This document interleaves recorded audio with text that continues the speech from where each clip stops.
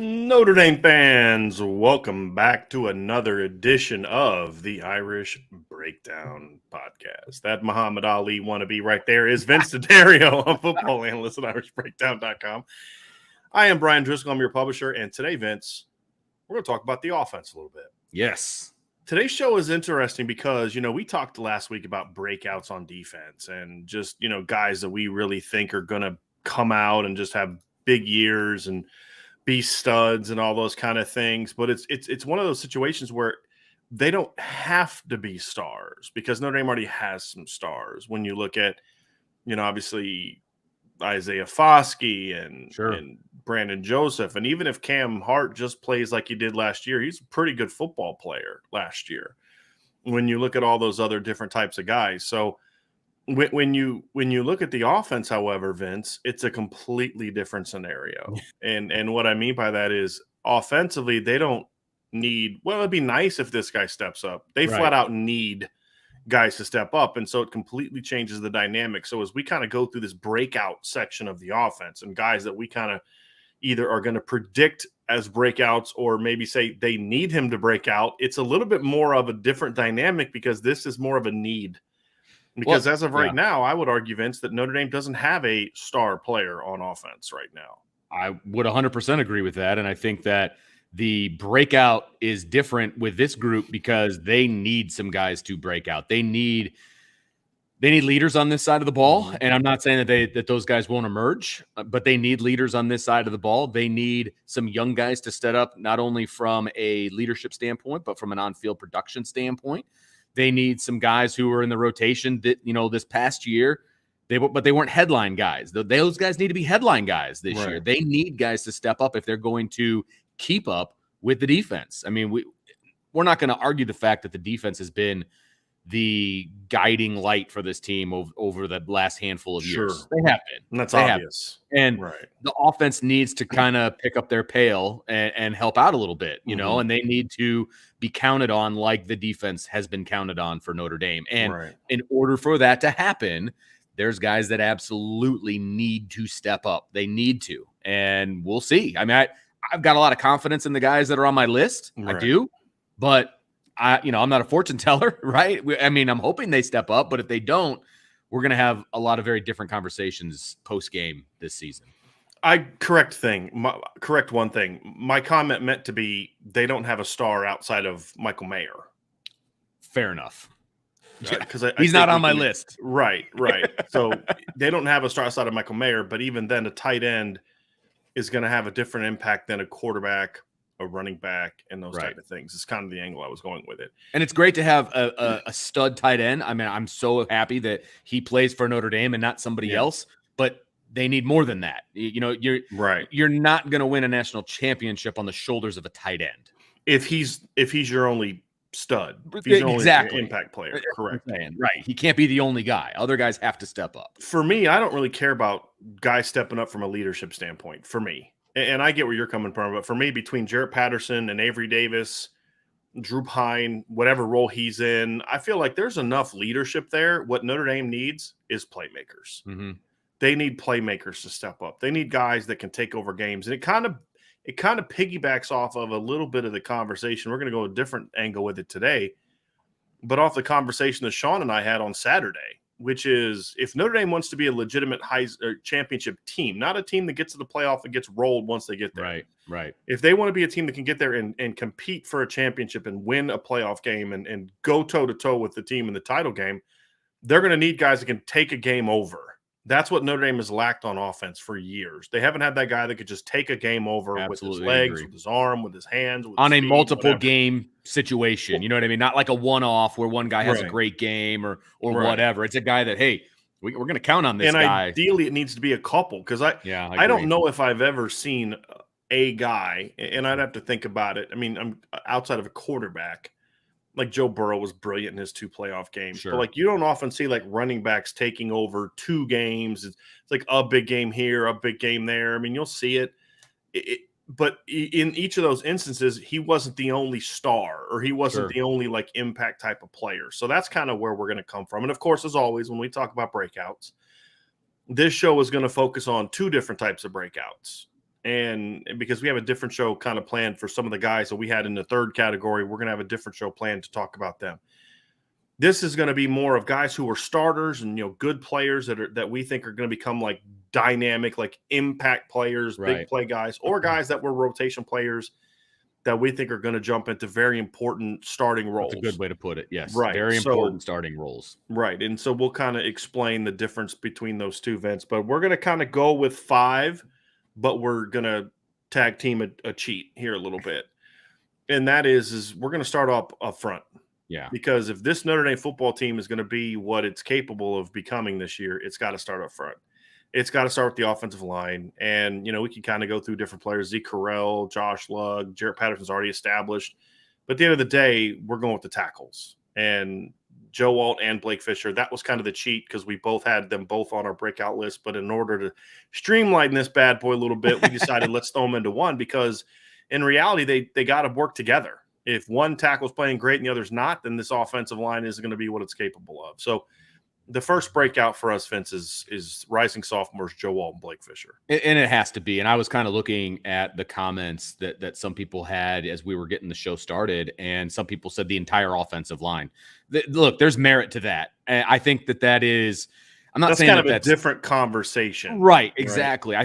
I think we can all agree that if Notre Dame wants to do the things that we think that they are capable of, the offensive line needs to take a massive step forward than where they were last year. I don't think anybody's going to argue with that. And I think the impetus of that whole thing is the tackles. And those guys are studly. I mean, they were true freshmen last year. One guy only has pretty much a game and a half under his belt. Less than that, actually. And so we're projecting a little bit, but if anybody said this time last year, who's going to be the breakout sophomore offensive lineman, everybody would have said Blake Fisher.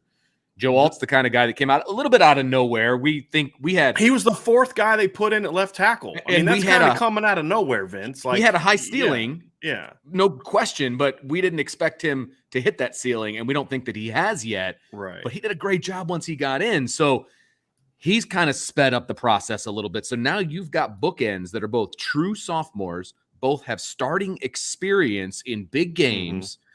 I'm excited for this group. And if the rest of the offensive line, and one of which happens to be a potential All-American in Jarrett Patterson, if they can follow the lead of those guys with their work ethic and their ability and everything else they've got going on, this is going to be a special offensive line. I'm not saying they're going to be the best in the country, but I think they can be in the conversation. They can get up there. They can be top 5. They can be in that conversation. So it has to start with those tackles, though. Right. It has to. And I feel very, very good about those are the first 2 guys I put on my list. And I put them at the exact same time because they're both equally important to me, anchoring the outside of that offensive line. So, Vince, first of all, how I'm impressed that you're bringing out the big words today, man. I'm digging it. Right? I'm in a school building, so I'm just feeling it. I got to show that I'm educated and come out with the impressive words today. I'm digging it, buddy. I think your point is spot on, though. It's funny. You go into last year, no one's shocked that Notre Dame had a freshman All-American at offensive tackle, right? Left tackle. No one is shocked by that. No. The surprise was who it was. Is the name. Yeah, right. Absolutely. And for anyone to say, well, yeah, knew all along. Okay, if Joe Alt was that much of a sure thing to start the season, he wouldn't have been the 4th guy that they turned to. Exactly. At that point in time, because again, he needed that development, and then he kind of got on the field in some tight end roles, and you're like, and the thing about Joe is as a freshman, and the reason I got him on a breakout is even though he was pretty good as a freshman, he was still a freshman physically. Right. Like whereas Blake is 6'6", 330, he's just a big, strong kid. Joe was just a pure technician as a freshman. I think he's going to have a breakout because I think he is a guy that is going to add a lot of strength, Vince. And I think that's going to allow him to be even more effective. I think for Blake, it's just about be healthy and be consistent. Yep. And that's going to be the key for him is be healthy and be consistent. And you expect a freshman to kind of have some of those ups and downs. And even in the game, the full game he played against Oklahoma State, he'd have some great snaps. And then there'd be like every 5th or 6th snap, he'd have that freshman technical mistake or the one time he got beat on a sack. I mean, he should have had the guy. He just didn't get out. Like he just was a little too patient. Maybe that guy got on him a little quicker than he thought. And, those things are going to happen. It was never about ability or talent or anything like that. And so, that's kind of where I am with this group is I just need to see them do it. But to your point, And this is the question that D. Trollhunter said is, which lineman needs to break out the most for this team to be successful? I think it's the tackles. I think the way that Notre Dame runs the football, the tackles have to be effective. They have to be able to get to the edge. You can't get to the edge if you don't have effective blocking tackles. They need to be able to protect the quarterback. You can't do that if you don't have effective blocking tackles. You're not going to have an effective screen game if you don't have good blocking, if you don't have good tackles. Right. So when I look at the nature of this offense, I mean, the great offensive lines Notre Dame has had in the last 10 years, they've had great tackle play for the most part. And even Christian Lombard in 2012 was a solid, steady player. But 2015, their tackle play was great. 2017, they got to it in a different fashion, but their tackle play was great. So, yeah, at the end of the day, the tackles have to play big-time football for this group to reach its full potential. No question about it. Absolutely. I'm really excited about this because it's rare that we get an opportunity to be excited about true freshmen offense. True sophomores. They were true freshmen, but young guys on the offensive line. Usually those guys have to be in the incubator for a little while, get stronger, get bigger. And that's the thing about Joe Alt for me is that he still needs that. I actually just looked him up on the roster. He still has a baby face. You know what I mean? Like looks like a little kid, right? If does. You didn't see that he was 6'7", 300 plus pounds, you'd think he was a 16, 17-year-old kid. That's exactly my point. And so he's going to grow into his body and it's going to get bigger and thicker and he's going to get stronger. And so you can take what he did as a true freshman and get even more excited about it because just from a natural growth thing, he's going to get better. And he's going to get coached up right at home by his dad and at John, who's a former NFL offensive lineman, in case anybody doesn't know that. And additionally, while he's at school from where he stands. So the future is very bright for these tackles, and it's going to be so much fun to watch. And I feel the same way I did about Michael Mayer going into his sophomore year. I'm guaranteed to get 2 more years with these guys. And I'm really excited about it. You know what I mean? Because there's nothing guaranteed past 3 years. So very excited about these guys and what they're going to bring to the table over the next 2 falls. Well, you think about that Kirk Ferentz pedigree that they're going to have, right? I mean, you talked about his dad, John Alt. Well, who was John Alt's offensive line coach at Iowa? It's Kirk Ferentz. Right. And then so when you can go home and get coached up by a John Ferentz, or Kirk Ferentz disciple, so to speak, as a former player, played in the NFL, then that's a positive. And then, of course, you work with Harry Heastand. So I think with the tackles, Vince, look, they're going to have sophomore mistakes. They're still sophomores. They're still going to have young guy mistakes. Blake Fisher's going to have moments where you're like, well, yep, that looked like a guy that doesn't have a lot of experience, because he doesn't have a lot of experience. But I think he's going to be able to overcome that and play great football because he's just an incredibly talented player. It's kind of like the year that Quentin Nelson had in 2015. I mean, we often forget that Quentin Nelson did not play a snap as a true freshman in 2014. Right. You go watch him in 2015, and he was a monster already. Now, again, he got better every year, but he was a monster as a redshirt freshman in 2015 as part of an elite offensive line in 2015. So I think that it'll be good. And the nice thing, too, is if they move Jarrett Patterson to left guard like we anticipate, the nice thing is both of the tackles are going to have an older veteran player right inside of them. You're going to have either Josh Lugg, Jarrett Patterson, or Andrew Kristofic inside each one of these guys, depending on how things shake out. That's a positive. And even if they decide to leave Jarrett Patterson at center, or Zeke Correll gets hurt or something like that, Kristofic's the same deal. He's a senior. He got a lot of starts last year. He's been in the system for 4 years now. I think that's going to be a positive as well for this group. But they need them to break out. But this isn't a need podcast. We emphasize that guys need to step up, but we're not – the guys we're discussing aren't guys we think that need to step up as much as the guys that we think will. We predict that they will be breakouts. And I think that by the end of the year, people are going to be talking about this being one of the best tackle tandems in college football. I really believe that's going to be the case. I do too. And they would have been pretty good no matter who the coach was, in my opinion. They were pretty good in the bowl game. I agree with that too. But it's even more heightened now that Harry Heastand is here. And Vince, I was asked a question. We did that special edition mailbag. I did that yesterday for the team, and I released the recruiting one today.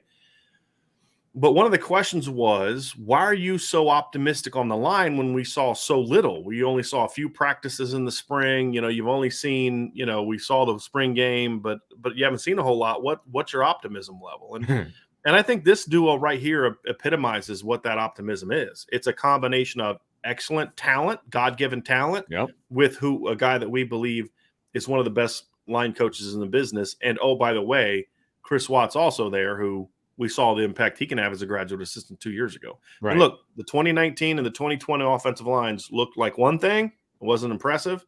The 2020 offensive line looked like a different thing. What's the only thing that was different amongst those groups, right? Well, 2021 didn't have all the Harry Hiestand proteges as players. 2019 did, though. 2019 offensive line wasn't very good. 2021 was awful. What made that 2020 line so much better? I really believe a lot of it had to do with Chris Watt. And the influence that Harry Hiestand had with Chris Watt, working with Chris Watt while Harry was in town not coaching. Now Harry's taken a much more hands-on approach as the offensive line coach. Yes. You have Chris Watt as his sort of protege and a very talented group, and it begins really with this duo. Because these are the two most just naturally God-given, gifted players in the starting lineup are the two tackles. Right. And you also, there's a track record for Harry Hiestand. I mean, we are going off of a track record of success, and we know that there's talent already in that room. And then if you use the track record that we already know about, I mean, come on. I don't think that it's that big of a reach for us to believe that the offensive line is going to be that much better. It's just not. I'm sorry. Even in the limited amount of time that we were at practice, I still witnessed what Harry Hiestand was doing. I still witnessed what Chris Watt was doing with those guys. It's a completely different ball game. It's just different. And anybody that has been around football and football coaches, I wish everybody in the chat over here could be at those practices to see what we see. And you did get a little bit of that with the video that we would put out, during spring ball and things like that when we focused on the offensive line. But it's just different in such a good way. And people have to understand that. And again, there's a track record there. So I don't think we're going too far out on a limb, to be honest with you. It's not a leap. I was hitting the button and it wouldn't. It's not your time yet, Brian. It's not a leap to have the tackles there at all. Right. Now, some of the others, there are some leaps that we're making. And that's where I want to transition to number 2. I want to have this conversation because we've had some interesting conversations about this player. And I continue to be perplexed at the manner in which he's talked about in some circles amongst Notre Dame Nation, and that is Chris Tyree. Mm-hmm. It's funny how much what you saw most recently can completely change a perception. When Chris Tyree signed with Notre Dame, it was like the biggest coup in forever. They beat Oklahoma. It was a big deal for him. I remember standing in the old Loftus Center they would always put the media up on the balcony, right? And I think it must have been a spring practice. And you and I were there. We're just chit-chatting. He was walking around the track with his mom. Mm-hmm. And you're like, that guy right there. Like, they want that guy bad. I remember having that conversation with you about him. It doesn't seem like that long ago. And now it wasn't that long he's ago. Almost like a forgotten dude. Right. As a rising true junior. Right. Right. And, then as a freshman, he gets a little bit of playing time, looks great when he does it, averages 6.8 yards per carry. Right. And then he comes out last year and it just kind of the wheels fall off. And you'd have thought like he made more impact plays last year, even though the numbers didn't look as good than he did the year before. If you think about it, some of the big plays he had the year before were late in games, mop up time, things like that. Whereas last year, I've talked about it before, the 55-yard catch in the fourth quarter against Toledo that proved to be a huge part of that game. Yeah. The kick return for a touchdown against Wisconsin that turned a 13-10 deficit in the fourth quarter into a 17-13 lead. You talk about the 53-yard catch and run against Oklahoma State. I mean, he had some moments, but his overall production was bad. And there's some reasons for it. Number one is Chris has got to continue improving his game. He's got to be, he's got to continue to be more patient and, then combine that with being decisive. And there's aspects of his game that need to improve, as all rising juniors do. Mm-hmm. He has to stay healthy. He's had little dings and comments like that. I had said, I was on the impression, Vince, that I had been told that he was out in the spring with a concussion. That's what I was told. Somebody else told me yesterday, reached out to me and said, no, that wasn't it. It was an ankle. It wasn't a concussion that kept him out. It was an ankle. Interesting. It's like, okay, well, that's actually a little bit more concerning for me because he also had an ankle injury as a senior in high school. Right. That's really the big issue for me. And I think the other thing that hurt Chris Tyree as far as a perception standpoint is he doesn't play like Kyron Williams. Right. And I think that's a mistake that some fans make is this guy doesn't do the things this guy can do. And I was having this discussion on the message board, and I just bowed out because it was obvious that just minds weren't being changed, shocker.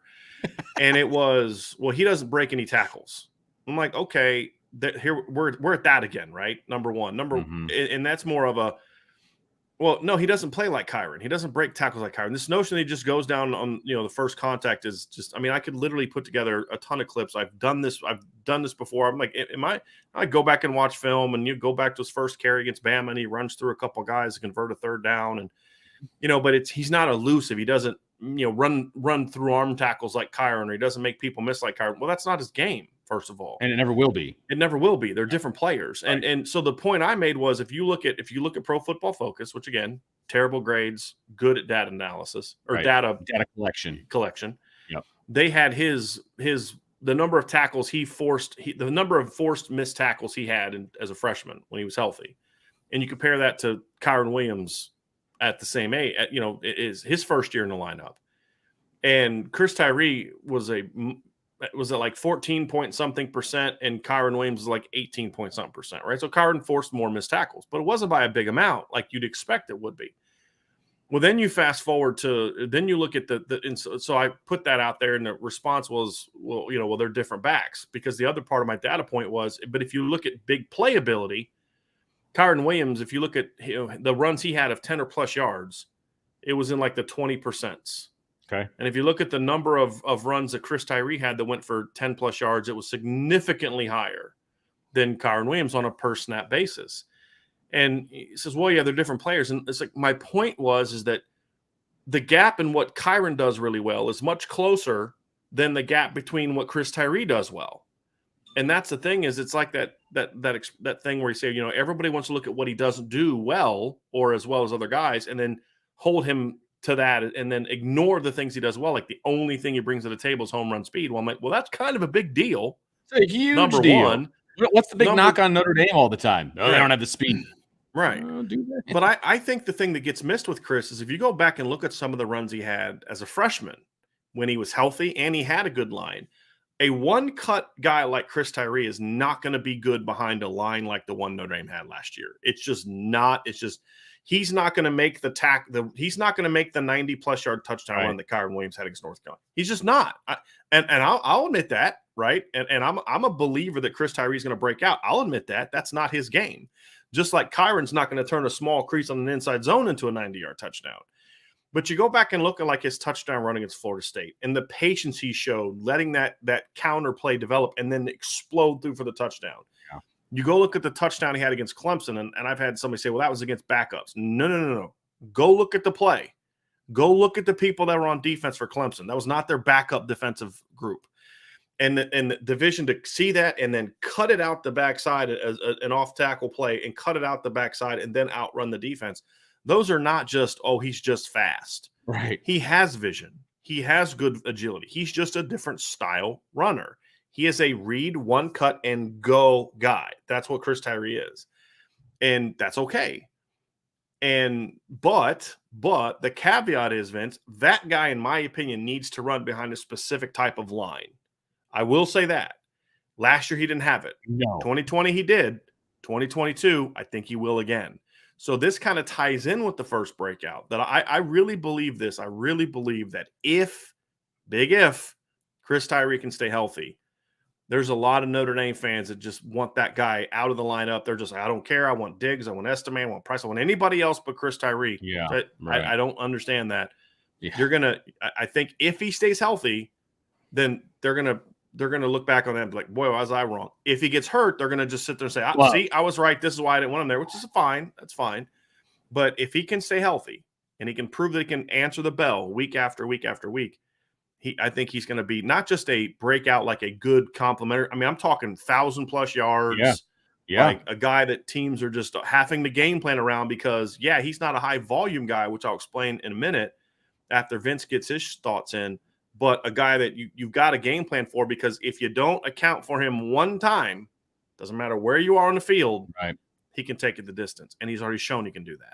Well, and he's dynamic in multiple ways as well. I think that has to be remembered. I mean, he did catch that ball against Oklahoma State And, that was a game-turning type play. Right. I mean, no question about it. So he can catch the ball out of the backfield.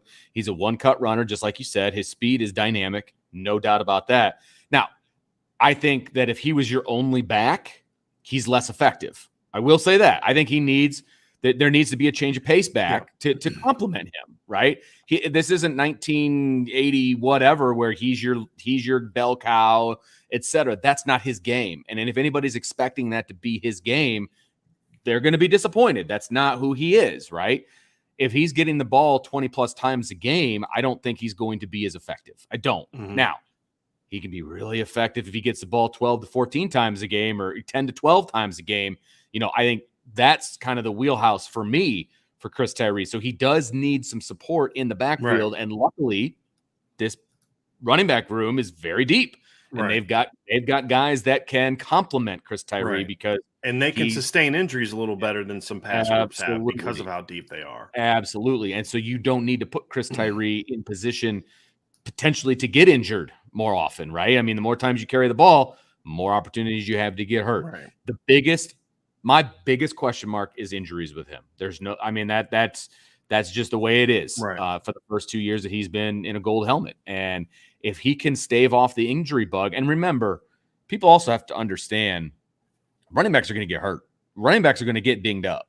It's what specific kind of injury does he get that is going to hamper the way he plays. Okay. I don't know how else to kind of describe it. If he's got a sore hamstring, there's certain running backs that can play through that because they're just going to run it through the tackles and lower their head and just bang, bang, bang. Well, that severely hinders a guy like Chris Tyree. Okay. Now, a sore hamstring is not good for any running back. Don't get me wrong. But I'm trying to make the point is that some little injuries that wouldn't affect certain kinds of running backs will affect Chris Tyree and then vice versa. So if he can stave off the injury bug, I think he's going to be special. If they can put his carries between the 10, 12, 14 area, he's going to be super special. And you're also going to see some other guys step up if that's the case. You're going to see some other guys break out. There's no doubt about it. But I still think that Chris Tyree kind of needs to be that leader. He's going to be that big play guy. He's going to affect the game in multiple ways, passing game, running game, return game. This is a breakout year for him. I really do believe that. Right. Here's a point that I think people need to understand too. We don't think Chris Tyree is a workhorse, but doesn't have to be. Exactly. Look, I've pointed this so if you look at his potential production, right? Somebody said when he's not a 20 carry back, and my response was, well, you just don't see that very often. Not many guys are accurate, that type of player anymore. And we kind of saw a little bit of it last year with the Kenny Walker and Breece Hall. We saw a little bit of those were two guys that I thought they carried the ball a lot. I'm going to look up the number of times they carried the ball 20 plus times a game. Kenny Walker carried the ball 20 plus times a game in all but 1, 2, 3 regular season games, one of which was against Youngstown State when he only carried it 7 times because it was a blowout. Then in the blowout loss to Michigan State. Breece Hall, you saw him carry the ball at least 20 times in 6 different games, which is a high number, right? But those guys were also the only ball, to your point, the only ball carriers in the backfield. Right. A team I like to point to was like Georgia in 2017 when they had Sonny Michel and Nick Chubb, and they both went for 1,000 yards. Well, Nick Chubb, who is a workhorse back in 15 games that year, Vince, you want to know how many times he carried the ball more than 19 or more times? Twice. Once. Now, if I were to say 18 or more times, the answer would be twice. Okay. In 13 of the 15 games, he carried fewer than 18 times. Still rushed for 1,000 yards. He averaged 6 yards a carry. So if you think about it, let's say Chris Tyree averages 12 carries a game. That's it. 12 carries a game. And he averages 6.8 yards per carry, which is what he averages as a true freshman. He'll rush for 1,000 yards in the regular season. If he averages only 6.5 yards per carry, he would need the postseason game to get to 1,000 yards. Okay. If he carries the ball 13 times a game, one more time per game at 6.8 yards per carry, he's over 1,100 yards on the season. And so that's kind of the thing is, he doesn't have to carry the ball 20 times to get his. He's a different kind of back. And so that's kind of where, you just have to understand what he is. He is not a grinder. If you need someone to grind, you're going to put somebody else in the game. But that doesn't mean he also can't get some of the tough yards when he needs to as well, which he has done a couple of times in his career when given the opportunity. And he uses his pad level and his size and those type of things. Absolutely. So, and then you add in the pass receiving aspect of it, so you're talking about a guy that could get to 1,000 to 1,100 yards on 12 carries a game. Perfect. And then you add, 3 carries for, even if he only does like 3 catches a game for 10 averages 10 yards a catch, which is not exactly a potent number. Right. You know what I mean? Right. That's another 360 yards onto his total. Well, again, I think you and I would agree that I think he's certainly more than capable of catching more than that. Sure. You're being conservative for this scenario. Right. Because, I'm looking at him as a guy that, I think is going to probably rip off a few more plays. I mean, Kyron Williams, for example, caught 42 passes last year for 359 yards, but Kyron did things a little bit differently than Chris Tyree. Chris Tyree averaged 10.8 yards per carry or per catch. So even if you just do that, that's another 360 yards. Plus, he's going to have at least 400 or 500 yards on kick returns. Right. Absolutely. So, I mean, you're talking about a guy that's going to creep up on a couple thousand yards. Yeah, 2,000 yards of all 2,000 all-purpose yards, right? That's a breakout player for me. That's absolutely a breakout player. And it's not him becoming a workhorse, right? And us asking him to be something that he's not. You're being very conservative with the receiving yards and with the return yards. That's an average of 16 touches a game. Exactly. That's not a lot. And I think that if you are in that range, especially from a running scenario, right?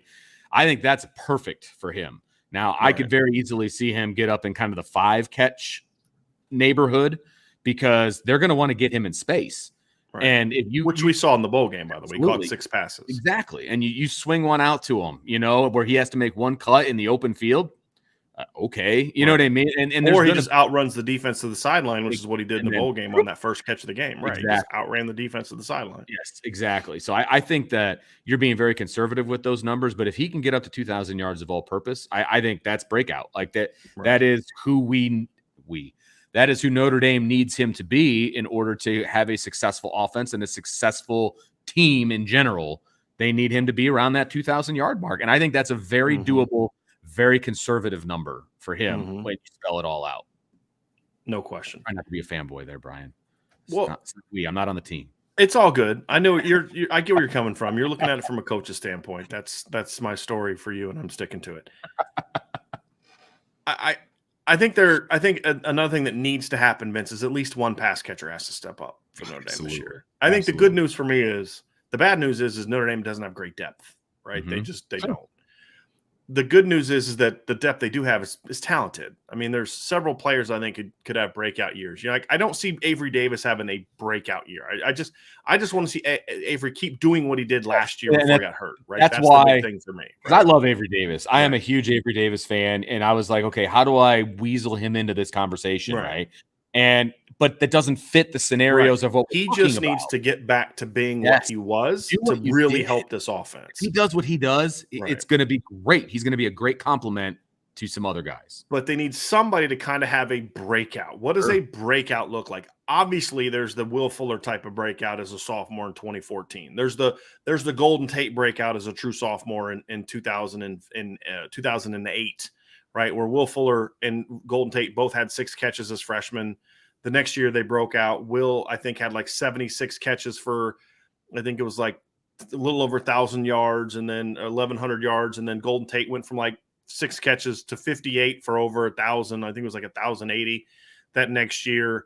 Those are big time breakouts. I don't think that's necessarily needed because they have Michael Mayer, who's going to get a lot of volume. Sure. But you need to have someone that's at least like an Equanimous St. Brown in 2016, or better yet, like Kevin Austin last year. If all that a player like, let's say, our first guy we're going to talk about, a receiver, is Lorenzo Styles as a potential breakout player, a guy that I think is going to break out, assuming, again, the caveat for all these guys is health.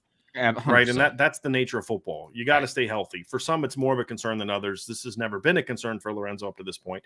But if all Lorenzo does is, 45 to 50 catches for 800 to 900 yards, just very similar to what Kevin Austin brought to the table last year, 7 touchdowns. That's a breakout year for me. Absolutely. Because he's doubling his catch total. He's close to doubling his catch total, but he's more than doubling his yards total. Right. And then obviously his touchdown total would take a big jump because he had 24 catches for 344 yards and a touchdown last year. Well, and those that would put him firmly in that second category, right? That kind of rotational type player who becomes a very important starter. Yeah. And the numbers that you just laid out, that equals very important starter. That is a guy that you can count on. That is a guy that is going to show up every day, do his job, and be a leader in that room and on the field as a wide receiver. Those are great numbers. Those are fantastic numbers, but I think he has the ability to be even better than that. Correct. Now, the reason I'm saying that would even count as a breakout for me is, again, because of 2 things. I think they're going to run the ball more effectively than they did last year. I think the quarterback run is going to eat up some yards that weren't eaten up last year by other players. And number 3, I think that you're in a situation where because of Michael Mayer's presence, because of Avery Davis being healthy, because of other receivers that we're going to talk about, I'd be a little surprised with like a 50 to 60 catch, 1,000+ yard season. He's more than capable of it. Sure. And again, this is a position where I don't think you need to necessarily go from, you don't have to be like a guy that is, you've been in the system 3 years and now you're stepping up and you're making a ton of plays. I mean, we see it all the time. I mean, who's Notre Dame's first opponent this season, right? It's Ohio State. Do you know how many catches do you know what Jackson Smith and Jigba's numbers were as a true freshman in 2009 and 2020? Played 7 games in COVID year. He had 10 catches for a whopping 49 yards. Yeah. 1 touchdown and, no rushes. He had 3 punt returns for 11 yards. And then you look at him in 2021, and he jumps to 95 catches for 1,600 yards and 9 touchdowns. Receiver's one of those positions where I don't put as much emphasis on experience is the point. You've said that before, yeah. Right, which is why you see Equanimeous St. Brown go from 1 catch and as a freshman to over 50 for almost 1,000 as a sophomore, and Will Fuller, and you saw it from Will Fuller. You saw it from Golden Tate, which we talked about. Even Chris Olave, who had 12 catches for 197 yards as a freshman. Again, we're using Ohio State because that's Notre Dame's first opponent. He had 2 catches for the first 8-9 games of his freshman year. He ended up the year with 12 catches for 197 yards. Then he goes out the next year. He goes for 4, very similar to Lorenzo Styles, less than Lorenzo Styles. 12 catches for 197 yards, 3 touchdowns was more. Lorenzo had twice as many catches and almost not quite as twice as many receiving yards. The next year, Chris Olave goes out with a stat line that's very similar to what I could see from Lorenzo Styles, which is 49 catches for 849 yards. Yeah. He had 12 touchdown receptions. I think that is something I think the presence of Michael Mayer and Tyler Buckner tamps down the touchdown receptions for the Notre Dame players. And it's a different scheme. And that year, Chris Olave had 1 game of over 100 yards, and he missed a game. He didn't play against Michigan State, and he had 49 catches for 849 yards. So, I could see that kind of jump coming from him this season. There's no I think question that's a reasonable jump. I don't see the Smith and Jigba numbers. I don't see that per se. No, because he doesn't have Garrett Wilson and Chris Olave taking pressure off of him. Doesn't need to be that. That doesn't need to be. It's a different offense as well. Far more volume from a pass game standpoint. Yeah. Right. He doesn't need to be that. He needs to just be a guy that is going to do his job, and through the progression of the offense, he's going to get his opportunities, right? And he's going to be just fine doing that. I see no problem with that. 50 catches, 850 yards, that's a breakout for him. That would be fantastic. He's a borderline number 1 receiver in this offense with those numbers, depending on, kind of how things shake out. And I think that's very doable for him. So I think that Lorenzo Styles is going to break out in a different way than the next guy we're going to talk about. Well, I want to say this before we move on to him. I think Lorenzo Styles is going to break out this season for me. I have zero doubt. The only question goes back to what you said at the very beginning, Vince. The question is he a breakout guy in the first category, that he becomes just a really good starter after being a backup for all but 1 game last year? Because let's not forget, the bowl game padded his stats a little bit last year. Absolutely. He had 8 catches for over 100 yards. Yeah, right. And made him look like his season-long impact was greater than it was. It Sure. wasn't. He didn't really step into the lineup and start making plays till the end of the year when Avery Davis got hurt. Right. So you look at that and you say, okay, he's going to at least improve and become, like I said, a minimum 40 catch for 700 guy, as you said. He's capable of becoming that next level guy. Sure. That to me is going to be dependent upon a couple things. Do they throw enough to do that? But I really believe they need a second receiver to step up to take as a legitimate weapon, not like an Avery Davis, like just do your job, like a legitimate second game plan concern for opponents. Yeah. For him to really take that step. And that player, Vince, is where you wanted to go. Yes. Because we agreed on this one. We actually agreed on all of these. We had no differences of opinion. Well, it's just, I think it's a different type of situation, right? Yeah. Than defense, but we had no disagreements here.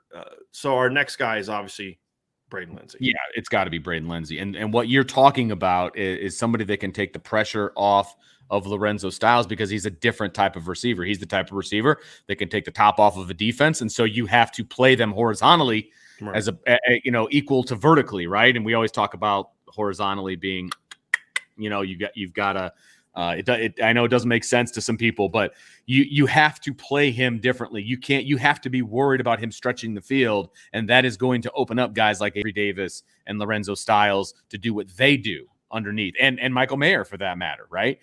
But if you don't have that threat, well, now you can bring the defense down. It takes away your crossing patterns. It takes away some of the levels and the things that you want to do. You have to have that threat, that deep threat.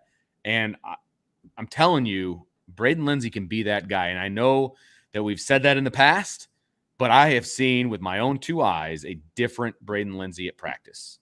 Sure. He's a different dude. He does not remind me of the Braden Lenzy that we had seen before. It's just a different work ethic. It's a different attitude. When the ball's in the air, it's a different attitude. Him fighting for the ball, him, the way he runs his routes, all of these different things to me add up to him being a breakout player, and that will only enhance the breakout ability of these other guys as well. Yeah, I think that I'd be shocked if Braden Lenzy becomes like 1,000-yard guy. Unless he does it on like 40-some catches, right? And averages like 25 yards. Right. He doesn't need to be. If he just gives me, like, you look at his sophomore year, Vince, like, this is the guy we keep pointing back to. This is the guy we think and hope he can be. And it's been 3 years now since that guy showed himself. But this is what I think that Braden Lenzy can be, and why we continue to talk about him, and why he gets a little bit more benefit of the doubt than others, because he is a guy that can do things that a lot of guys on the roster can't do. Last year he had 37 total touches in 13 games. I don't think they did enough to game plan to get him the ball more. I understand why, because I think there was legitimate concerns about, is he going to be able to answer the bell every week? Well, Braden answered the bell every week last year. Yeah. And that was a big step for him. Huge. And now he's had the offseason that he's had. And so you look at his sophomore year, his redshirt freshman year for Notre Dame. He had 13 rushes for 200 yards and 2 touchdowns. He averaged 15.4 yards per rush. The 2 touchdowns were obviously a 60-yard jet sweep against Boston College. And then he had 51-yard reverse against USC that went for a touchdown. And then catching wise, he only had 11 catches, but he had 254 yards per catch. And that's 23.1 yards per catch. He had 2 touchdowns. Obviously, he had the 70-plus yard touchdown reception against Navy. And so he's a guy that has shown Vince the ability to be a home run weapon as a receiver. And, he had the 50-plus yard touchdown against New Mexico. His 1 touchdown, and this is the part of his game that I don't think it's enough love and something he needs to show this year. Remember, one of his touchdowns was a catch and run on a look screen, a now screen against New Mexico. That was his other receiving touchdown, where he had to make some people miss, then use his speed. So I think the way that Tommy Rees wants to use the offense, which is pro style, so combination of vertical stuff with crossers and drags and things like that, where you're getting teams chasing across the field, he is a great weapon for that. Him and Lorenzo Styles both. But even more so Braden, if you can use him on motions and shifts and isolations where you can kind of get him a free release, which you can do. There's plenty of ways to get a receiver a free release. Sure. Now, the other part is Braden's got to improve his game. Mm-hmm. This is the big thing. It's like staying healthy. Game plan's got to be designed more for him. But the big thing for Braden is he's got to improve his game. And this is what we started to see in the spring. Now, in the spring game, there was 2 or 3 snaps where I saw him like, okay, he's putting that better coaching to use. Vince, you had made a comment about one of the practices you were at. He was in the back of the line because he had just kind of taken a rep. Chancey Stuckey had kind of was correcting someone, or not maybe correcting, but more of just giving more teaching, like, and showing the guy what he was doing. And Braden Lenzy's back there mimicking Chancey Stuckey. Now, when I say mimicking, I'm not talking about mocking. No, I mean, he's hearing the teaching. He's trying to quickly like work his body through it to do it. He was just a sponge. Never seen that before. Right. Never. Right. And so from any of the receivers, and so he's got to now start applying that more consistently. In the spring game, we saw a few times we're like, okay, there it is. And then there's a few other times where it's like, okay, he's still just trying to run by a guy on a jet release. Can't do that. Right. You got to get that release clean. You can't just outrun dudes because he's I think a low 4.4 guy. You know, maybe he's a little faster than that. But the reality is in a receiver, a corner that runs a 4.5, you're not going to just outrun him if he's got his hands on you. Right. You've got to learn to get that step and stack. And if he can get that step and stack, then I think that's where you start to see his speed really take off, and he starts to make more plays. He's got to understand that, and I think he got that. I think he started to show that. But you know, I think he's a guy too, Vince, that if you can find ways to utilize him more and get him more touches to where he's getting 4 to 5 touches per game. They don't have to all be catches, just touches per game. Kind of get him in that 40 to 50 total touches range. As we talked about last year, that's that sweet spot for Braden Lenzy. I agree. Because volume doesn't need to be high. If you use him correctly and he's playing his game, then I think what's going to happen is you're going to see then his yards per touch go back to like what it was in 2019, which, as we talked about, his yards per touch in 2019 was absurd. I mean, it was just yards, wasn't it over 20? Right. Yeah. I mean, he had 200 rushing yards, 254 receiving yards, and on 24 total touches for 18.9 per play. You know, and that included a 1-yard play against Michigan that kind of brought that down. And, you know, but 29.3 on yards on 3 touches against New Mexico, 29.5 on 2 touches against USC. He had 12.5 against Virginia Tech, 32.3 against Navy, 61 on 1 jet sweep against Boston College, 16 on 6 touches, 96 yards, 6 touches, 16 yards per touch against Stanford. You know, he's just a guy. That was an interesting game. He had 48 yards on rushes and 48 yards on receiving. Right. That's where that sweet spot needs to be for Braden Lenzy. So if they can find ways to get him going, again, his breakout is more so, it may not be the volume standpoint that other players are. He may end up being Notre Dame's 3rd or 4th leading receiver. But as long as he leads the team in yards per touch, that's what I care about. Yeah. Yep. Get a minimum 35 touches for the season, minimum 35. I think kind of it said 40 to 45, 50 is that sweet spot for him. And then get him to around 20 yards a touch, which is what he was. Now all of a sudden you're talking about a guy that's close to 1,000 yards of production. There's no reason he can't be that guy if game planned for properly and if Braden continues to take his craft seriously. I think that's the biggest thing for him. And I think that's where the coaching of Chancey Stuckey is going to be there, because I don't think the players were taught to properly understand the need to take their craft seriously. Right. And now they are. And I think Braden's hungry too. I really do. I think he's hungry. I think Braden listens too much to the criticism. Like, I wish players didn't care what people thought about him. Like, you know, like just whatever. People are going to say what they're going to say, and just understand that the vocal minority on Twitter are not who represent most fans. But he does listen to it. And I think he's taken a healthy approach to it, in that, okay, I see what's being said. Now let me go show you what I can do. Not like a screw the fans. It's not like that. It's screw the criticizers, screw the people that don't. It's not like that. That's not a healthy approach, in my opinion. I think Braden's taking a healthy approach. Like, okay, I know I'm a great player. I know I can be a difference maker.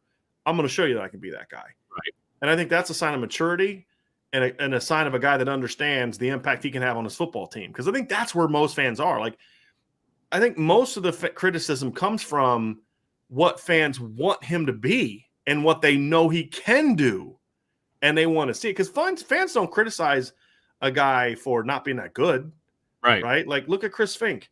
Fans loved him. Why? Because they felt like he was getting the most out of his ability. Sure. And the expectations were low. Well, with Braden, the expectations were much higher, and the thought is that he has more ability. And so I think there's a lot of fans who are hoping and their fingers crossed, like, oh man, I just hope that we get to see that guy again. Because I think most fans recognize that if Braden Lenzy is the guy we all thought he could be, and the guy he flashed in the second half of the year in 2019 when he finally was getting touches designed for him, he has a big impact on this football team. There's no question about it. I have confidence that Tommy Rees understands how to use Braden Lenzy because he's used him that way in the past. Like he was the offensive coordinator in 2019. No, that was Chip. Okay, that was Chip. He didn't take over to the bowl game in 2019, but he was on the staff. I mean, he was the quarterback's coach. I mean, he understands how things go. He's seen the production, and so I believe that he understands how to get Braden Lenzy involved, and I also believe that he understands getting him involved is only going to help. And you talked about him being a master of his craft. He's got to be able to get off press coverage. And this goes for all the receivers, but he has to show that he's effective doing crossers and inside routes as well as the go routes. Otherwise, teams are just going to play zone on him. They're just going to hang back, or they're going to get in his face and not let him take off. And he's going to be completely ineffective. You can't just be a one-trick pony. You have to be able to do both, and you have to be able to do both at a high level. And I think he can do that because he has gone back to the basics because Chancey Stuckey is forcing him to, but he's bought in. He has bought into what Chancey Stuckey is selling. And so he's going to be a master at both of those different things. And if he can do that, now you're in a pickle if you're the defense, right? Because you've got to decide, okay, are we going to play him inside leverage? We're not going to allow the outside or the inside, moves, the crossers and things like that. But we're going to give him the outside, or we're going to play him outside. We're going to take away the top of the defense stuff, but we're going to let him go over the middle where he can extend out to full speed and get the ball in stride, and good things happen there too, and then you add in the reverses and the different things that, we've seen this team do.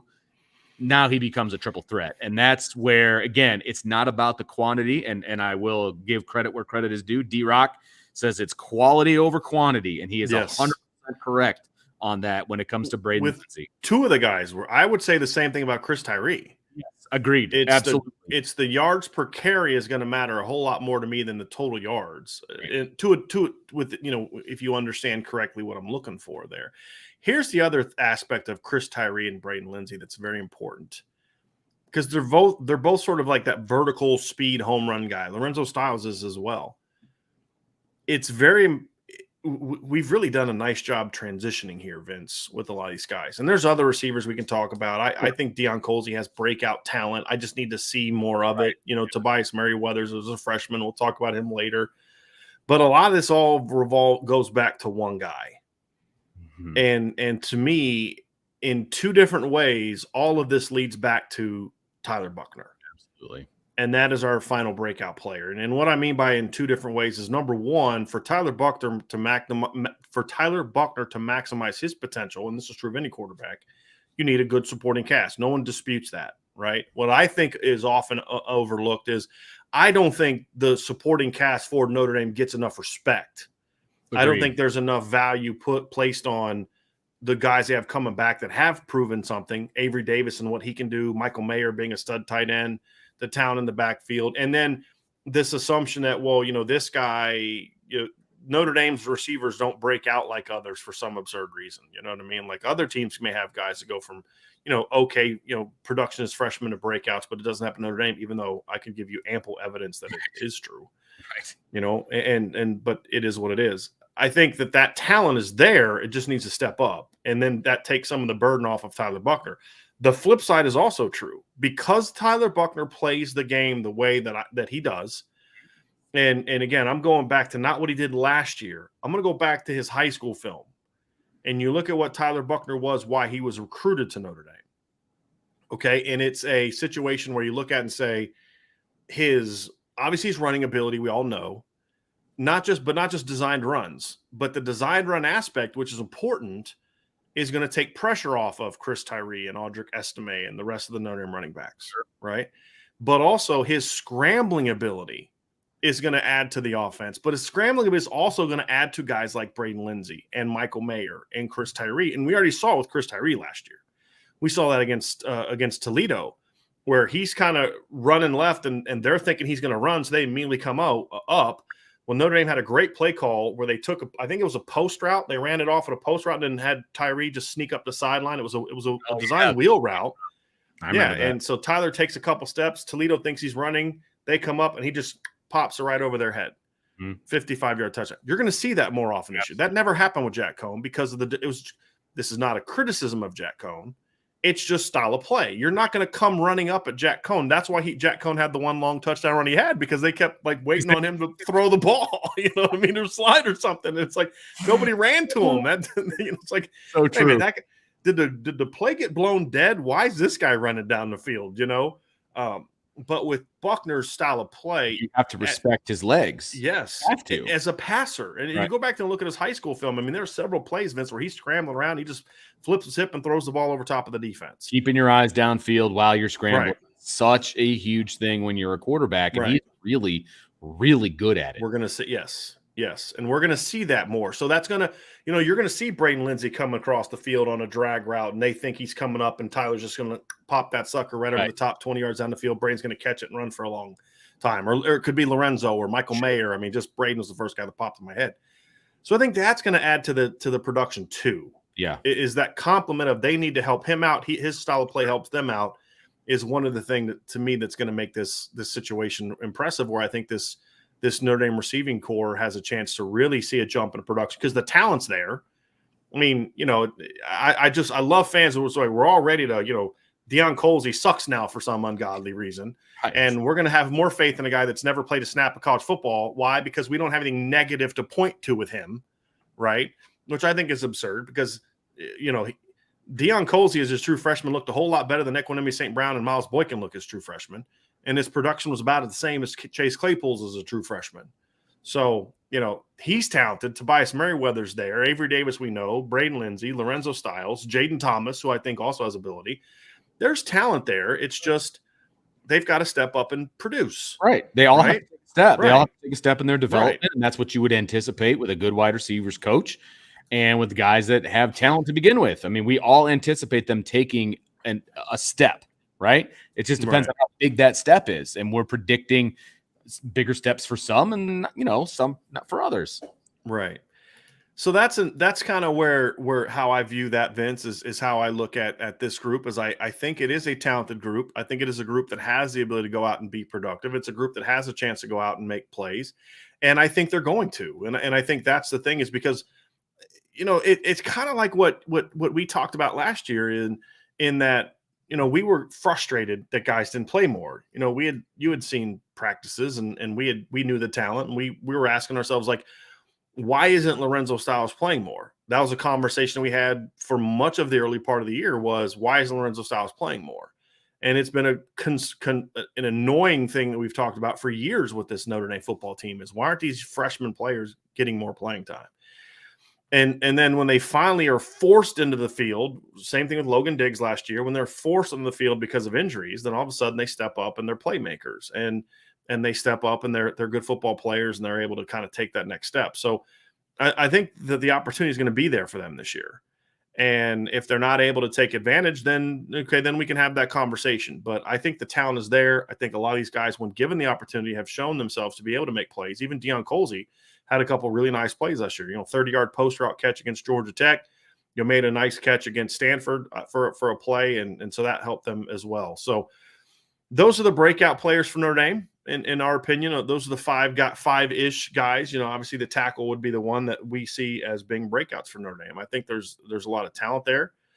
I think Tyler Buckner being a breakout player for this team takes things to a whole new level. And I think that's such an important thing, because I think they can be a pretty good offense this year with Tyler, with the quarterback play just being okay. Just because I do have faith in the offensive line, I do have faith in the talent, I do have faith in other aspects of it.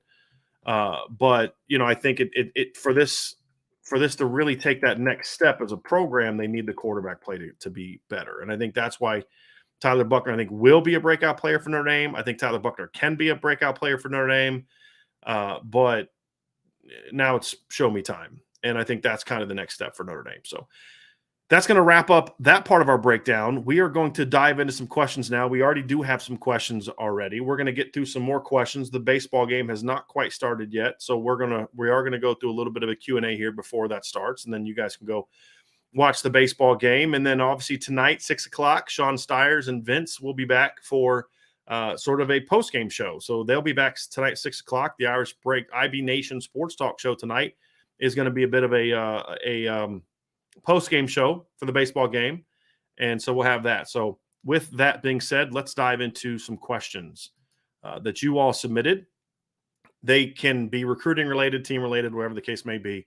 Just throw them in there now, and we'll get to them here before as we wrap up. So let's go to Thomas Flanagan. Starts things off with, he says, Thomas asks, do you think that Notre Dame will be able to run against Ohio State like Michigan did last year? I would say Michigan and Ohio State, Michigan and Oregon last year were part of that conversation. So they both ran very well on Michigan or on Ohio State last year. So, I would like to see that. I think it's an important part of the game. Will they do it? It's a question mark, right? Because a lot of what we've talked about so far and what we think Notre Dame is and what Notre Dame can be and all these other aspects of it, a lot of stuff boils down to they've got to now go show it, right? And so we can project and we can think what things are going to be, but they've got to show it. They've got to go out and show us that they can be that kind of team, that they can be that kind of, physical football team that the talent should dictate. So do they have the talent to get to that point? Yes, no question about it. Will they get there? That remains to be seen. But will they be able to? Yes, they'll be able to. The ability's there. They just have to go prove it. And I think that they will. Sean Kane says Tyler Buchner has to be a breakout player for the offense to reach his full potential. And I meant to bring this up during the show, Sean, but you're absolutely right. There's no question about it. God Country Notre Dame Barbecue. If Buchner has a breakout and a tight end not named Michael Mayer, they will be unstoppable. We know the running game is going to work. Let's help that thin receiver depth chart by throwing a second tight end. I think the receiver depth chart thing is a little overblown as it stands right now. I think they're going to have some injuries for the receiver depth chart to be a problem, and maybe that could happen. But that could happen anywhere. I mean, they've got Lenzy, they've got Davis, they've got Joe Wilkins as veterans. They've all played a lot of football. They've got Lorenzo Styles, they've got Deion Colsey, they've got Jaden Thomas, they have obviously Tobias Merriweather. That's 7 guys. Right? Like that's a good number of receivers. Somebody that's talented is not going to be in the rotation this year, which means they can sustain a couple of injuries and still be okay. So I think some of this stuff about the receiver talent or the receiver depth is a little overblown. I would like more on the depth chart. I'm not saying 7 is ideal. I just think that because it is a talented 7, that we don't have to get into the situation where they're thin. There's a difference between thin and not being where you need to be. And I think Notre Dame is in that middle spot. Now, if they have an injury or two, now they're thin.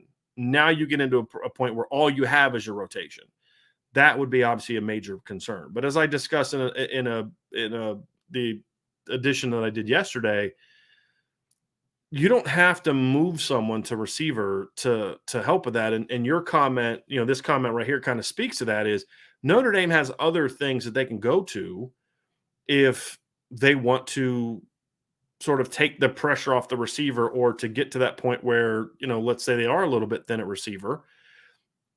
They can go more 12 personnel. They have different types of tight ends. One of the guys that was talked about during the show when we were talking about breakouts, a couple of different people mentioned Kane Barong as a potential breakout for Notre Dame this year.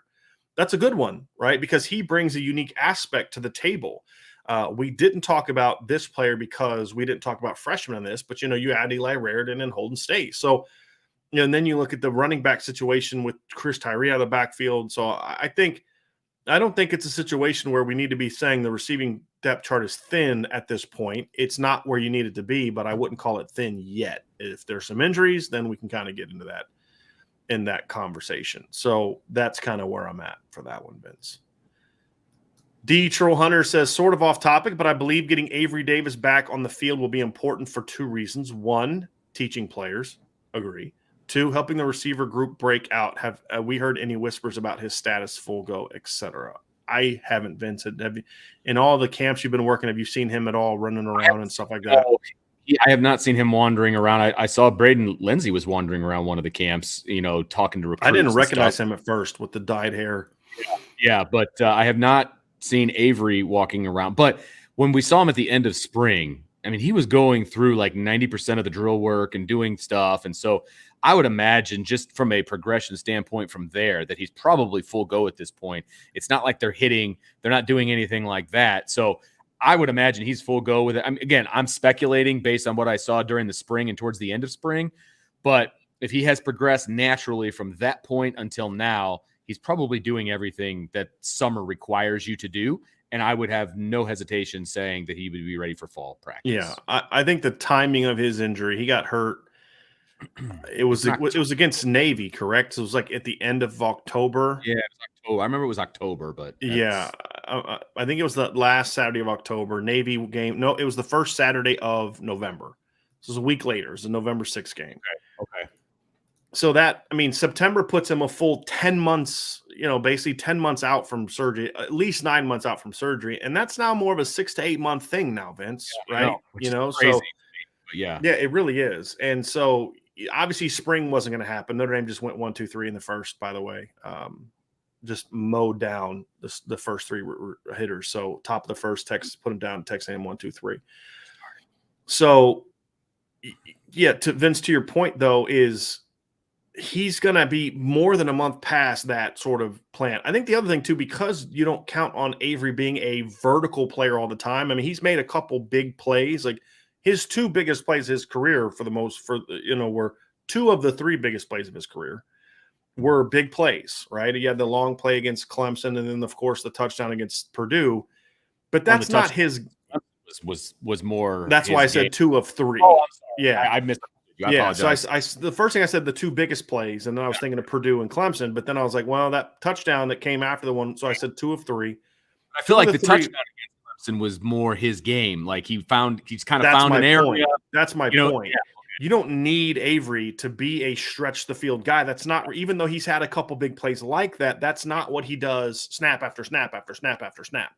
It's more work the crosses, work openings, find out, get yourself open on option routes. And I think that's, if he was a speed guy, like put it like this, if Avery Davis and Braden Lenzy were hurt and both had ACL injuries on the same exact day, I'd be a lot more confident that Avery Davis is going to be back to his game than I would be back to Braden Lenzy. That's fair. Just because of the nature of the time it takes for a speed guy per se to get back to full speed and strength compared to a shifty athletic guy.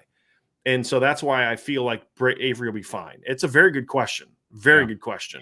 Agreed.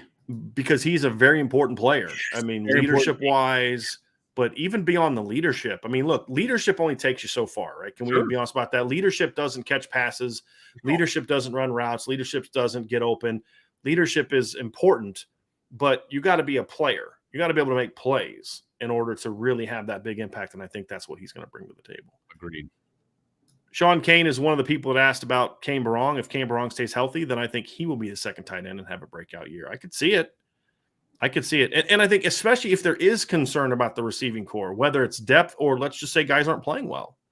And that's the bigger concern for me at receiver. It's not the numbers. It's, will all those guys play well? Sure. Will they stay healthy? Right. You may have 7, 8 guys on scholarship, but if only 4 of them are good enough to play for you, then that's more of a concern.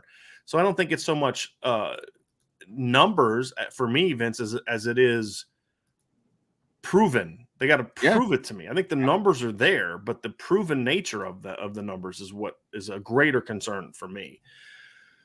And I think Kane Barong could be one of those guys, but he's also unproven, right? He also has a lot to prove for Notre Dame as well. I love this from Jonathan Fish.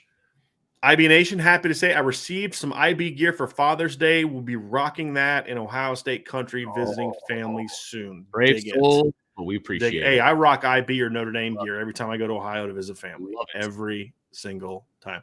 I even put on my Notre Dame like sweats. I mean, I get full obnoxious Notre Dame fan when I go to my family, see my family. That's awesome. Not obnoxious like this, but like just, you know, yeah, it's kind of going to that level. That's so awesome.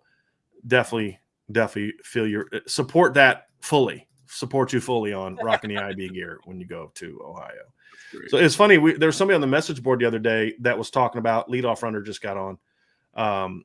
So he was talking about he was at a Cubs game and they started talking about Notre Dame and they got to talking about IB Nation and just like 2 IB Nation members connected it at Wrigley. Oh, that was pretty cool. I did see that actually. That's pretty cool. That was cool. That was real cool. Yep. And YouTube, Salty Virginia Peanuts says, Billy Strouth on schedule with his injury rehab? And if so, do you feel like he is likely to play this fall? I believe he's on schedule to rehab. I think he'll be fine there. As far as playing this year, maybe it's like a backup player. Like if he plays, Vince, to me, it'd be more of he's going to play 3-4 games off the bench and mop up duty just to get some experience, but save a red shirt. Sure. I don't think there's any reason to play him unless he's starting for you. Right. Because just from a pure depth standpoint, you've got the starters and Jarrett Patterson potentially and Josh Lugg, or you would have Andrew Kristofic and Josh Lugg as your starters, depending on what they want to do at center. We believe that they're going to move Jarrett Patterson to start Zeke Correll. If that's true, you have Andrew Kristofic as a guy that could play there. Michael Carmody got moved inside. He could play center. He could play guard.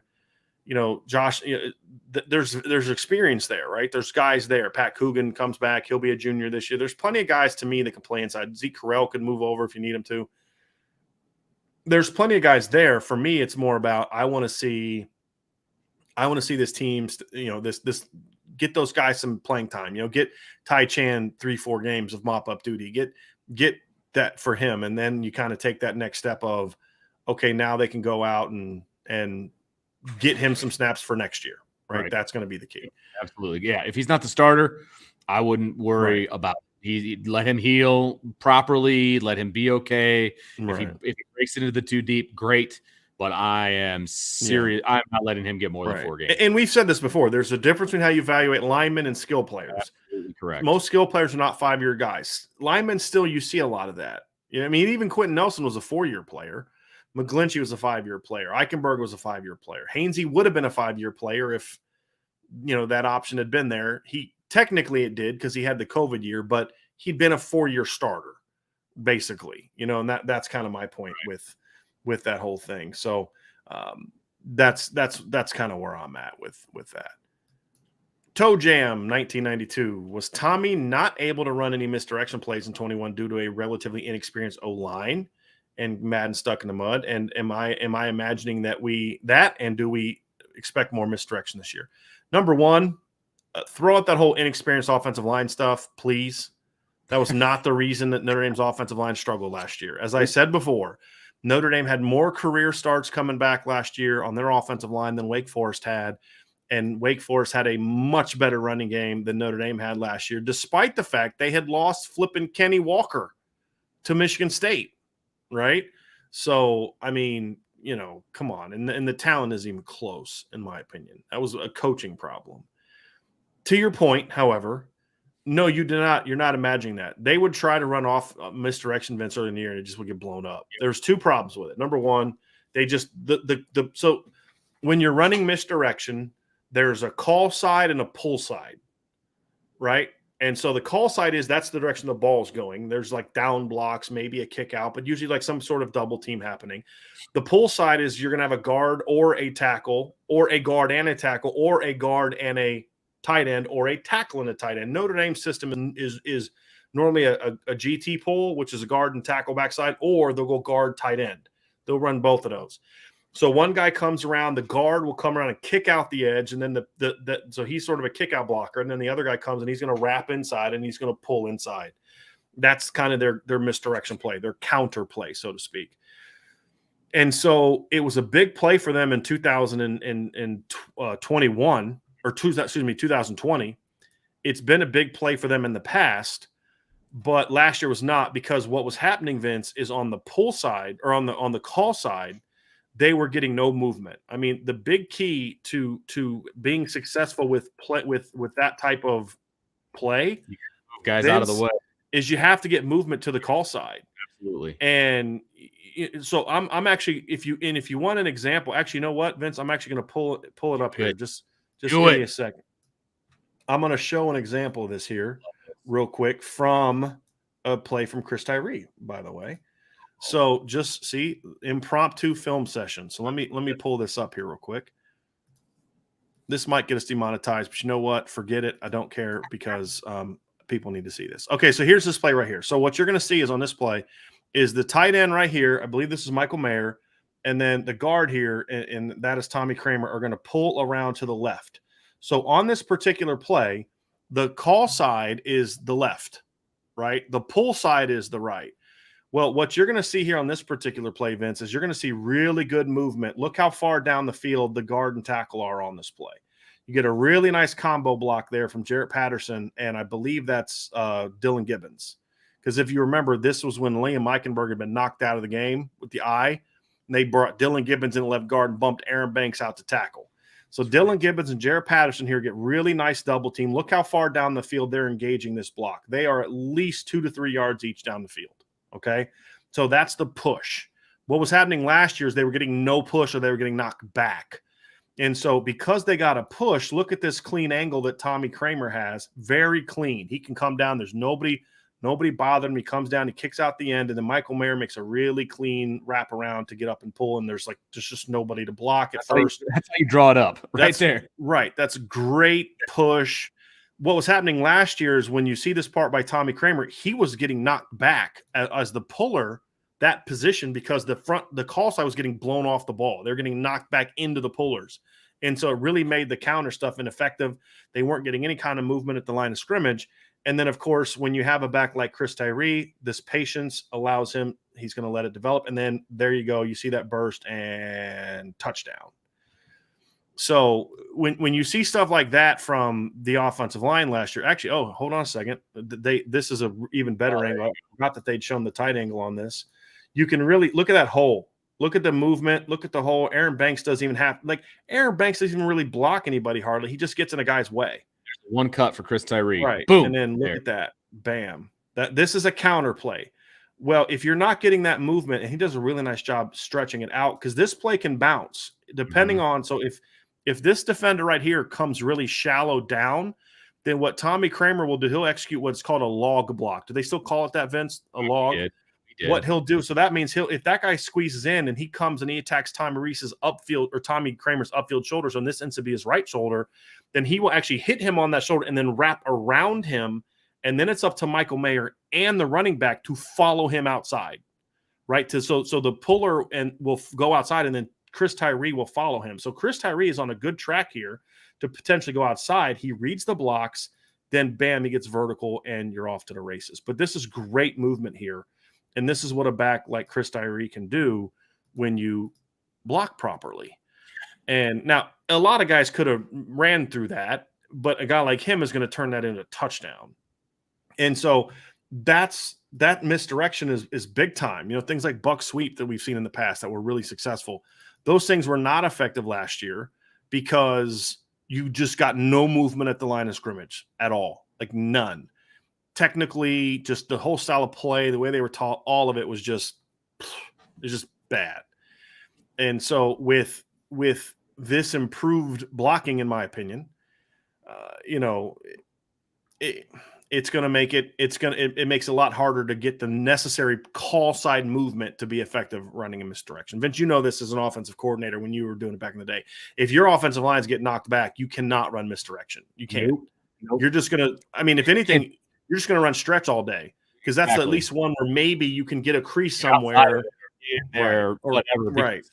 You can't pull if the play side is not getting movement up. You can't pull because then now you've got a log jam. If those guys are getting no movement or if they're getting even pushed back, which was the case an awful lot, if you get pushed back on the play side, then now you've got these guys pulling and they're just running into their own guy. I mean, it looks like the Bad News Bears and it's just ugly and it gets all jammed up. And then, I mean, not unlike what was it? Was it North Carolina that Chris Tyree run or Kyron Williams run?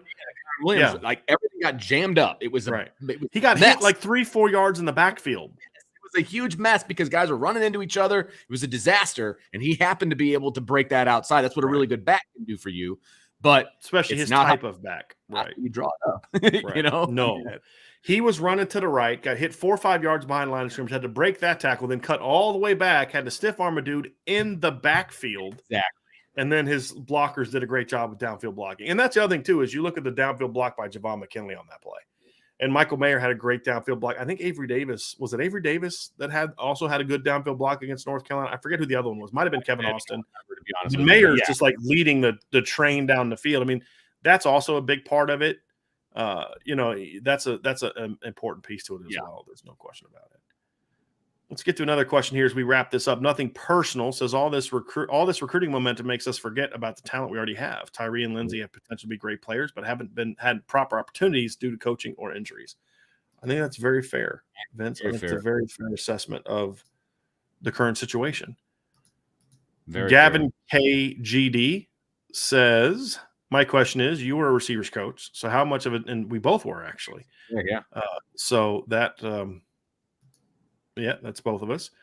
My question is, you were a receivers coach. How much of a difference, and this is referring to Braden Lenzy. This was asked, I believe, during the portion of the show where we were talking about Braden Lenzy, Vince. But the question is, how much of a difference did it make for a speed guy to finally have an offseason to full-on train instead of spending the last few offseasons rehabbing? Which is, I think, a great point. Great point relative to Braden Lenzy, who hasn't had a healthy offseason in a couple years. It's huge. From a mental standpoint, from a physical standpoint, all of the above. I mean, his confidence is at an all-time high, and it's because of his physical ability and and because of the way he's being coached. All of those things. You need all of it to come together in order to be an effective D1 athlete, the mental and the physical. And when you're not having to rehab, which is just as much mental as it is physical, when you're not having to deal with that, you can continue on with your confidence level that he clearly displayed in the spring, and you can build on it all off season. And that's what he's doing. I'm telling you, when he was walking around camp, he was oozing confidence. And I don't mean that in a negative way. I mean that in a positive way. He was oozing confidence, talking to guys and, being back on campus and all these different things. You can build on that all summer long and then take that into fall camp. It's huge. It's absolutely huge. But even more importantly for me, as a coaching nerd, I still believe the most important thing is being able to go through all the drills and go through the work and get the work in where you're not, because like when you're coming back from an injury, a lot of your physical exertion is spent on rehab stuff. Sure. Whereas now his physical exertion is spent on route running, releases, top end, stem, starts, all that stuff. All the technical stuff that he needs one-on-ones. Right. Right. It's a big part of it. And if Braden takes this craft seriously this offseason, I really believe he's going to have a breakout season for Notre Dame this year. No question about it. Last question, I believe right now this is the last question, which we appreciate. We got one from Anthony Oz. Do you think Notre Dame's secondary can contain Ohio State's wide receivers? Thanks. Can they? Sure. Will they? Much different question.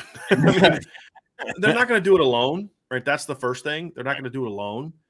It's going to require a pass rush. They're going to have to be able to get after the quarterback. They're going to have to be able to throw off the timing. They're going to have to try to create inefficiency. That means incompletions. That means overthrows. That means – if you're really rushing the quarterback, sometimes there's going to be times where you actually get beat, but the quarterback can't plant his feet, so he underthrows it or he overthrows it or his accuracy is not where it needs to be, and you end up having a pretty lucky break secondary wise, but the lucky break came because you were able to get pressure with your front seven, and I think that's a very important piece of this whole thing is you've got to be able to do that. I think if you go back and look at Northwest, Brandon Joseph was part of this kind of game in 2017. They completely threw off the timing of the Ohio State pass catchers in 2019 or 2020 in the Big Ten title game.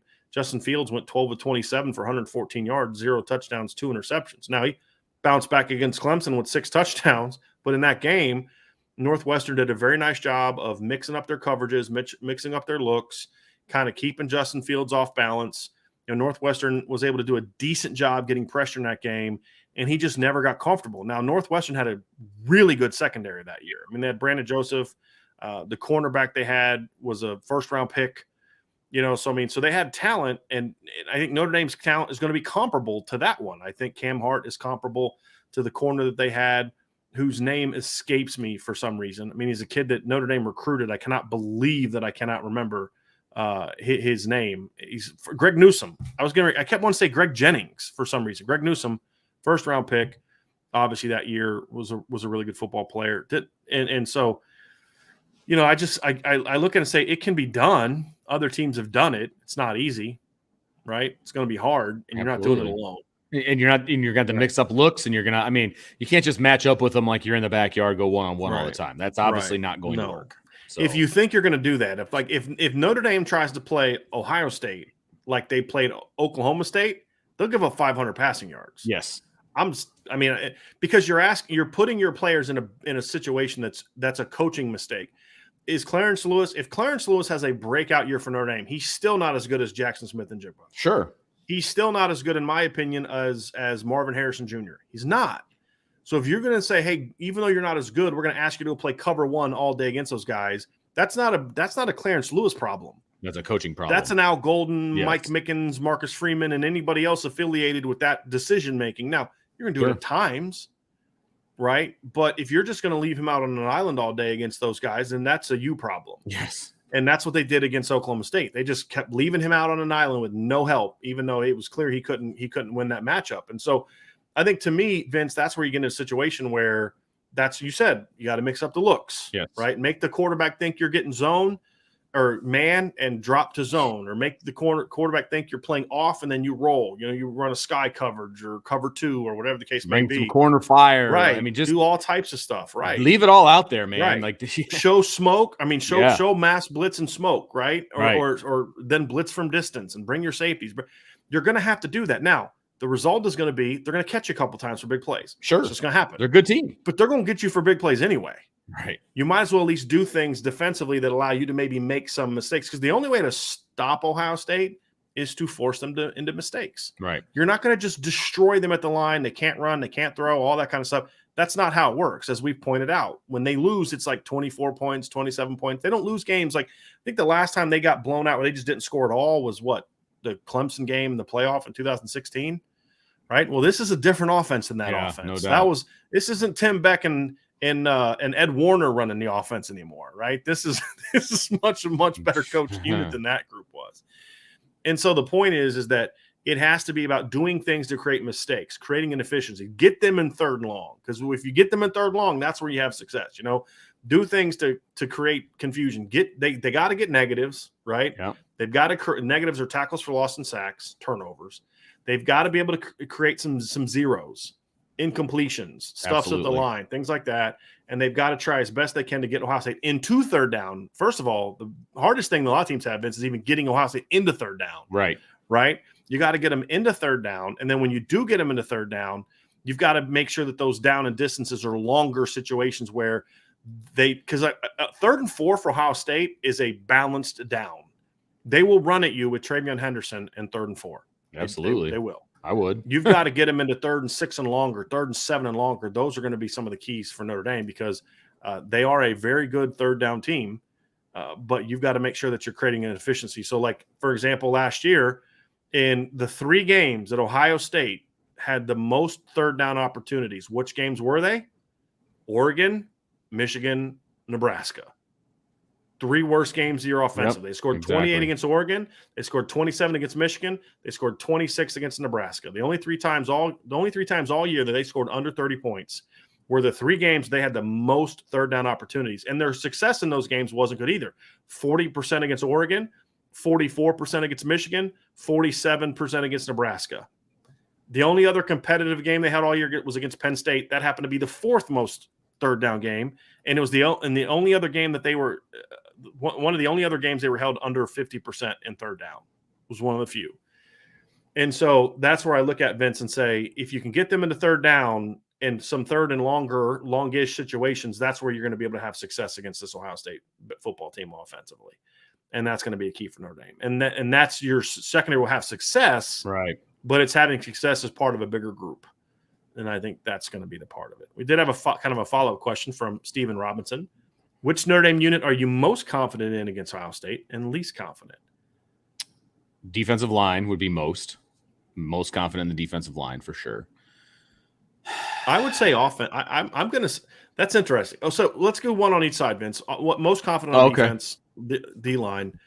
Well, not and then offensive. It's the trenches for me on both sides of the ball. Yes, the ones I'm most confident. Yes, no question. And I'm going to throw tight end in with the receivers in that. Okay. Ooh, all right. Least confident on defense. I mean, look, until proven otherwise, it's going to be the secondary. Yeah. For me. Yeah. Just because of the matchup. I think the secondary is better than people give it credit for. But the matchup is tough. That's a really tough matchup. Yeah. Agreed. And then on the other side of the ball, I mean, it's still the backfield for me. Just because they gotta be healthy. Does that include the quarterback? That's what I say backfield, quarterback and running back. Just making sure. Yep. The backfield is if you don't handle the environment correctly, right? If you don't handle the noise, and this is when we've seen this happen in Notre Dame. I mean, Brian Kelly did a woeful job getting his teams ready to play for us. Like I remember him talking after the Georgia game, like they were surprised at how loud it was. Why? How? Why is that a big surprise? Yeah. Like they weren't prepared for having to go to silent calls. Remember that when he was explaining, we had to switch to silent call. How are you not prepared for that already? To go into an SEC, it was a night game too, wasn't it? Yes. Yeah. Against it's a top team in the country. So dumb. But you've got to be prepared for the environment. Right. I highly doubt a staff with several former Ohio State players on it is going to not think about how loud it is at a night game. I don't think that's an issue. But when you have mistakes like that, timing mistakes, snap mistakes, what can happen is quarterback mistakes and mesh mistakes in the backfield. Yes. And when those things happen, you can really get into some bad situations with fumbles and turnovers and things like that. And people need to understand how crucial the mesh is in an offense that they're going to want to run with Tyler Buckner. Right. It is. You got to rep it like crazy until you can do it in your sleep. And even when you do that, you can still have issues with the mesh. I cannot stress it enough of how important that is. And if they can do it cleanly, how amazing that is, to be honest with you, because it takes so much work to just feel it out and for the running back not to squeeze too early and the quarterback not to pull too early. I mean, all of those different things. It's tough, man. The mesh is some serious business. That's going to do it for today's show, Vince, because I just keep looking over at the baseball game. So they just allowed a leadoff double. Notre Dame did in the top of the second. They got a runner on in the first to lead off the bottom of the first and left them stranded. Top of the second, Texas A&M leads off with a double down the line. Next guy walks, so there's 2 on, nobody out. They just got out of it with not giving up a run. So gotta get this thing cleaned up here a little bit. So anyway, that's going to do it for today's show, everybody. Thank you so much. Tonight, 6 p.m., Vince will be back with Sean Styles. They're going to have sort of a post-game show after the game. They're going to talk about the baseball game and kind of what's next. If they lose tonight, they're done, right? But for those that don't understand how college baseball works, Notre Dame can still win a championship, the national championship. They just got to win out. It's a double elimination tournament. Right. And so they've got to win tonight, tomorrow, and Thursday. That gets into the series. They have to beat Texas A&M tonight. Then they'd have to beat Oklahoma twice to then get to the College World Series. Now, once they get to the championship round, it's everything gets raced. It's a best of 3. It's a best so you have to win 2. Right. Whoever comes out of that. So if they can win the next 3 nights, then they can still play for championship. Obviously, it's going to be tough. So they'll talk about tonight. So they'll talk about the game and then what's next, either the Oklahoma matchup tomorrow or the season. I think we're going to have a special guest as well. So stay tuned. Isn't it former Notre Dame coach, right? Baseball coach. Yeah. Yep. So 6 o'clock tonight. That's why you got to hit that notification. But hey, we passed 10,000 subscribers yesterday, everybody. I was so excited. Vince texted me during his show last night with Sean. He was so fired up about it. We appreciate all of you so very much, and very, very excited about that. And it's 10 down, 10 to go, right? I mean, now that we enjoyed it for like a day, right? 24-hour rule. Now it's next to the next 10,000. So make sure you hit that like button, subscribe to the channel, hit the notification bell, and of course, as always, go Irish. Thanks everybody for joining us on the Irish Breakdown podcast.